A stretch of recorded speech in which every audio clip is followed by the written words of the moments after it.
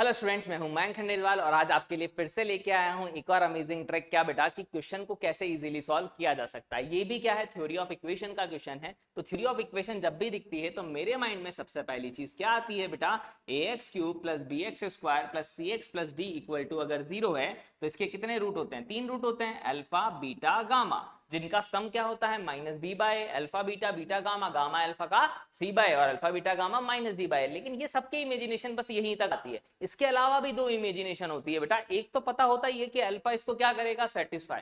और एक और चीज जो बताने वाला हूं वो बहुत ही बढ़िया चीज, क्या बेटा कि अगर किसी को भी फैक्टर की फॉर्म में लिखते हैं बेटा, अल्फा इसका रूट है तो क्या लिखेंगे कि एक्स माइनस अल्फा इसका फैक्टर होगा, एक्स माइनस बीटा इसका फैक्टर होगा और एक्स माइनस गामा इसका फैक्टर होगा। अच्छा सर, इससे क्या होता है? तो देखिए बेटा, जब इस टाइप के क्वेश्चन आते हैं ना तो ये इमेजिनेशन बहुत कारगर होती है। कैसे होती है वो समझाता हूं आपको।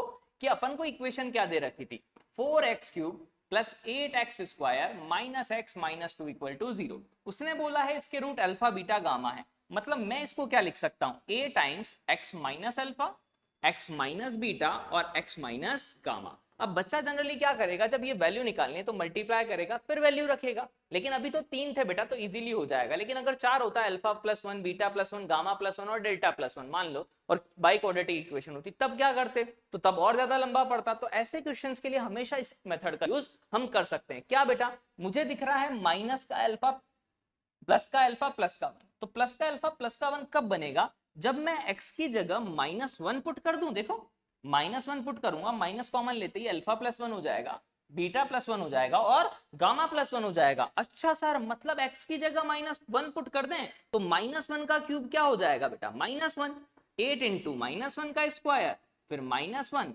-2 इक्वल्स टू यहां -1 minus alpha, -1 minus beta, -1 minus gamma. यानी कि अगर माइनस कॉमन ले लिया जाए सर तो माइनस बाहर आ जाएगा 3 में से, 1 प्लस अल्फा 1 प्लस बीटा और 1 प्लस गामा आ जाएगा इक्वल्स टू -1 का क्यूब बेटा माइनस, तो -4 प्लस का 8 प्लस का 1 माइनस का 2, यानी 9 माइनस का 6 यानी कि 3 इक्वल्स टू कितना, 4 से डिवाइड कर देता हूं तो अल्फा प्लस 1 बीटा प्लस 1 और गामा प्लस 1 की जो वैल्यू आई वो -3/4 आई। मुझे क्या चाहिए, इसने 4 टाइम ही दे रखा है तो 4 टाइम ही लिख लेता हूं। तो क्या आएगी इसकी वैल्यू बेटा, -3, यानी इसकी वैल्यू तो -3 है। और प्रोडक्ट ऑफ रूट क्या होता है बेटा, -d/a।